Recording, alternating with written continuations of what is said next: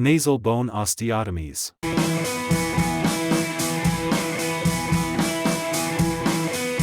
Nasal bone osteotomy, as the most dangerous and less controllable stage of rhinoplasty, has its prominent role in ideal aesthetic results. The osteotomy is a controlled fracture of the nasal bones and/or frontal processes of the maxilla. Osteotomies are required to mobilize the bony pyramid for infracture, outfracture, or realignment. The overall goal of a modern lateral osteotomy is that it be precise, reproducible, and safe, while also minimizing postoperative sequelae, including ecchymosis and edema. Indications of osteotomies: correction of open roof deformity after dorsal hump reduction, narrowing of nasal pyramid, eliminating asymmetry or convexity and straightening of convex nasal bones. Contraindications include patients with short nasal bones, where the caudal border is less than 1 cm below the intercanthal line, elderly patients with thin, fragile nasal bones, patients with heavy eyeglasses, and patients with thick nasal skin and/or a history of hypertrophic scar formation. Osteotomies may be classified according to the type: lateral, medial, transverse, or a combination of these types. The level: low to high, low to low, and double. The approach: internal or percutaneous. Jacques Joseph was one of the first surgeons to promote osteotomy. The path of his lateral osteotomy extended from the inferior piriform aperture up into the nasal process of the frontal bone. This path would be noted as low-low-low. The low orientation of the upper portion of the osteotomy, extending into the nasal process of the frontal bone, made controlled backfracture to the medial osteotomy difficult. When this fails to occur, a so-called rocker deformity results. This technique was tempered by a high rate of postoperative nasal obstruction. The lateral osteotomy path is referenced at 3 points, roughly the lower third, middle third, and upper third. At each point, notation is made of the path being high or low, with respect to the facial plane of the patient. There are 2 basic techniques for lateral osteotomies: the intranasal linear, single cut technique and the external perforating technique. With the linear technique, the osteotome is used to make a bony cut along the nasal facial groove. The most widely accepted path of the osteotomy follows a high, anterior, low, posterior, high, anterior pathway. The percutaneous perforated lateral nasal osteotomy technique affords excellent control, stable long-term results, and shorter postoperative recovery time than internal nasal osteotomies do. Significantly decreased trauma to the nasal mucosa has been noted in cadaver studies using the percutaneous technique. Approach: before starting, the outline of the osteotomy and the nasal bones is drawn on the patient. The attachment of the inferior turbinate to the nasal bone is left intact in order not to infract the head of the inferior turbinate. Mobilizing the bony nasal vault requires 2 osteotomies per side, a medial oblique osteotomy and a slightly curved lateral osteotomy. Medial osteotomies. The indications for medial osteotomies are: when mobilization of the entire nasal sidewall is required, to help prevent uncontrolled or irregular backfracture from the upper portion of a lateral osteotomy, and to widen an overly narrowed bony nasal vault. A 3 mm guarded osteotome shows the correct orientation of the instrument to be maintained under the skin flap to perform the medial oblique osteotomy. In this region, a bilateral medial oblique osteotomy can be carried out with a 2 or 3 mm guarded osteotome starting from the vertical midline, at a 20 degrees angle. They are obliquely rounded towards, yet not higher than, the medial canthus. The bone thickness encountered during the medial osteotomies is generally greater than during the basal ones. This anatomical condition dictates the rationale to perform the medial osteotomies first and then the basal ones. It is important to avoid placing the medial osteotomy too far medially, as this can cause a rocker deformity, where widened upper dorsum results from the fractured nasal bone kicking out. This can be avoided by canting the medial osteotomy in a medial oblique direction. Medial osteotomy categorized as transverse, A, medial oblique, B, superior oblique, C, and paramedian on the fracture line. Lateral osteotomies. Lateral osteotomies may be performed as low to low, low to high,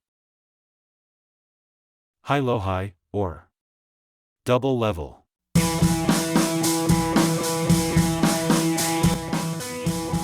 Regardless of the technique used, it is paramount to preserve Webster's triangle. This bony triangular area of the caudal aspect of the maxillary frontal process is necessary for a patent airway. Preservation of this triangle prevents functional nasal airway obstruction. Endonasal lateral osteotomies. A curved, one left and one right, or straight guarded osteotome with reduced cutting extremity has been used, preserving the endonasal periosteum and reducing the trauma to the external soft tissue envelope. The endonasal technique requires a small vertical full-thickness skin incision in the lateral nasal vestibule. A small area of periosteum is elevated over the piriform aperture to favor the correct placement of the osteotome, as well as to reduce the direct trauma by the instrument to the soft tissue. Once the guarded osteotome is positioned on the larger portion of the piriform aperture, the preferred type of osteotomy can be carried out.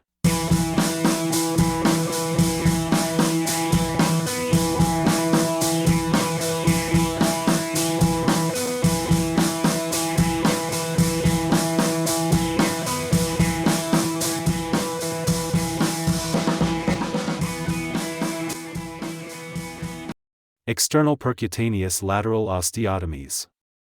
Percutaneous lateral osteotomies are an effective and less traumatic technique compared with the endonasal one.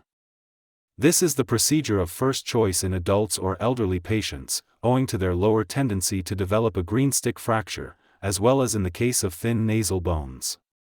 The main advantage of the external percutaneous technique is preservation of the periosteal attachment. For this reason, it is recommended in complex cases such as post-traumatic or revision cases, as it is thought that this approach keeps the nasal bones more stable. The main steps of the percutaneous lateral osteotomies are: identify and draw where to place the skin incision to avoid damaging the angular artery. Incise directly the nasal skin, pushing the sharp 2 mm osteotome firmly against the bone to puncture precisely and without damaging the skin. Orient the osteotome at an angle so that only one corner of the edge is in direct contact with the bone to precisely focus the force and minimize trauma. Strike with the mallet until a change in both feel and sound at that location is achieved. Fix the radix with the non-dominant thumb and forefingers, while stabilizing the osteotome with the thumb tip. It is mandatory to reach the subperiosteal plane. All the next steps should be done maintaining the tip of the 2 mm osteotome in contact with the bone surface in order to avoid any damage to the angular artery branches and generally to the nasal soft tissue envelope. Perform the first bone perforation centrally along the planned osteotomy line, after 2 or 3 mallet blows, to check if the osteotome has penetrated into the bone. Twist it gently. Also, in the case of minimal penetration, the osteotome is firmly positioned and resists the twisting movement. In this case, the perforation should be stopped to avoid the risk of a deep penetration with injury to the internal periosteum and the nasal mucosa. Retract the osteotome only from the bone without losing the subperiosteal plane and move the tip upwards along the osteotomy line for the next bone perforation, about 2 to 3 mm away from the first one. Continue the perforation following the upper portion of the osteotomy line until the medial oblique osteotomy is reached. Complete the procedure with 2 or 3 perforations following the lower portion of the basal osteotomy line until the piriform aperture is reached. Remove the osteotome and apply gentle digital pressure for 1 or more minutes to favor hemostasis. Perform the same procedure on the opposite side.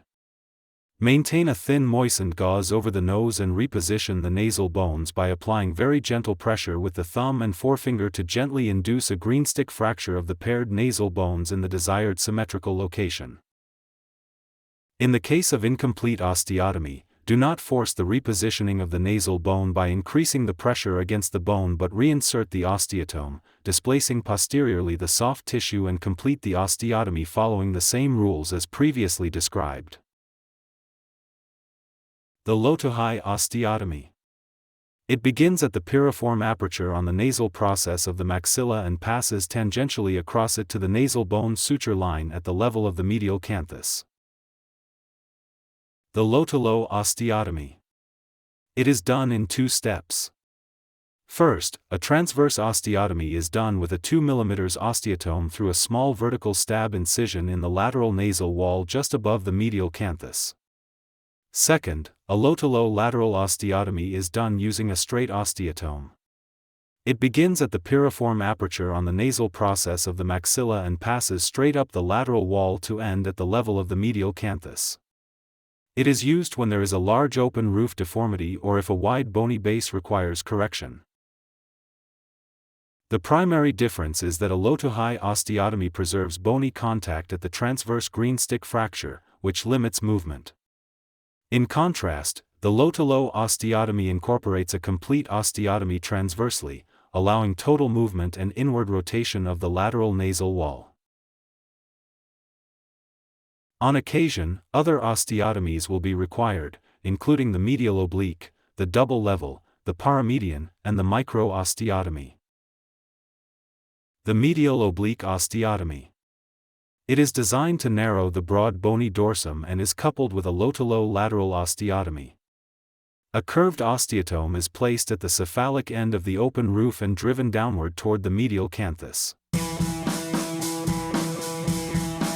Transverse osteotomy. Mark the area on the skin where the bone needs to be narrowed. In case of a wide dissection, a saw can be used, making very clean cuts. Percutaneous osteotomy with a 2 mm osteotome can be performed if a narrow dissection is made. The double-level osteotomy. It consists of an osteotomy along the inferior border of the nasal bone parallel to and combined with a low-to-low osteotomy. The goal is to reduce the intrinsic convexity of the lateral wall. The higher osteotomy must be done first along the nasomaxillary suture line. The intermediate osteotomy can be used bilaterally to narrow a wide nose with good nasal height, unilaterally to correct a deviated nose with unequal sidewalls, or either unilaterally or bilaterally fix a unilateral or bilateral nasal bone convexity. Paramedian osteotomies are used in the broad nose when one does not wish to change dorsal height. These are essentially straight osteotomies made 2.5 to 3 mm parallel to the dorsal midline. Micro-osteotomies. Micro-osteotomies are done with the 2 mm osteotome and are used to correct asymmetries or irregularities intrinsic to the bones. Benefits of micro-osteotomies. Precision and control. Layered osteotomies allow for precise bone reduction and fine-tuning of the nasal structure. Minimally invasive. Powered microsaw osteotomies can be less invasive than traditional manual osteotomies, reducing tissue swelling and healing time. Improved outcomes. Micro-osteotomies can be effective in correcting deviated and crooked noses, and in addressing issues like a broad nasal dorsum. Webster's triangle. This bone abuts the attachment site for both the inferior turbinate and the lateral suspensory ligament, and its compromise risks medialization of the inferior turbinate and lateral ala with resulting internal nasal valve collapse and postoperative nasal obstruction. Webster's triangle can be preserved by engaging high, approximately 3 to 4 mm above the base of the piriform aperture, adjacent to the head of the inferior turbinate.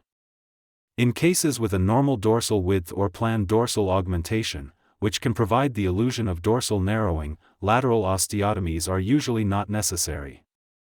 The osteotomy ideally remains in the thin portions of the bone to minimize the additional force and subsequent trauma required to fracture thicker bone. In contrast to the majority of the literature, Grimer et al. Contend that high placement of the entry point of lateral osteotomy does not prevent narrowing of the nasal passage. Using acoustic rhinometry in a series of cadavers, the study showed that nasal valve narrowing occurs in every case of a lateral osteotomy, despite how low or high the entry point. Typically, lateral osteotomies are carried out in the high-low-high fashion. High, or anterior, on the piriform aperture, preserving Webster's triangle. Low, or posterior, following the nasal maxilla suture, and high, or anterior, again in the superior nasal bones, curving anteriorly as it moves superiorly. This protects the upper lateral cartilage attachments, follows the natural course of the thinnest portion of the bone, and avoids the thick bone of the anterior lacrimal crest. The osteotomy should not run more cephalic than the intercanthal line as. The thick nasal bones above this area increase the technical difficulty, and it is possible to cause iatrogenic injury to the lacrimal system with resultant epiphora. Although I prefer a continuous internal osteotomy, others prefer a percutaneous method. Use whichever method you are comfortable with. Despite developments in instruments and techniques of osteotomy, there is not any unique accepted approach to deal, and everybody relay on his taken route. As the osteotomy is completed and the nasal bones are medialized, if the anterior portion of the inferior turbinate extends anterior to the plane of the osteotomy, it will be medialized as well. To eliminate the grooving secondary to an anteriorly positioned osteotomy, low to high, a second osteotomy is necessary posteriorly to reposition the residual lateral segment of the bone.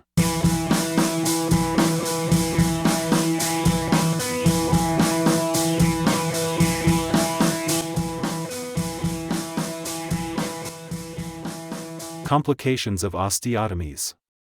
Operative trauma may lead to hemorrhage, edema, nasal cyst formation, anosmia, arteriovenous fistula, epiphora, canalicular bleeding.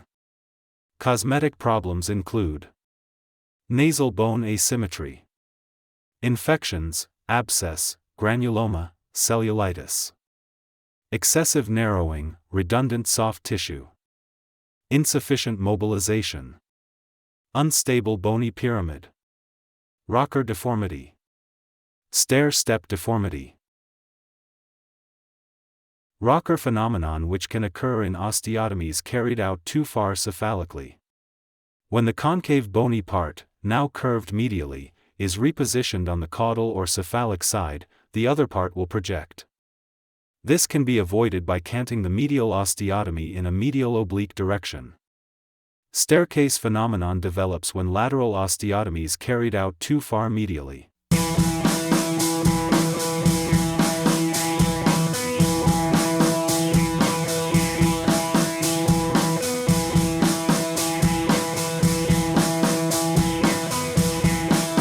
Cartilage vault reconstruction, graft preparation.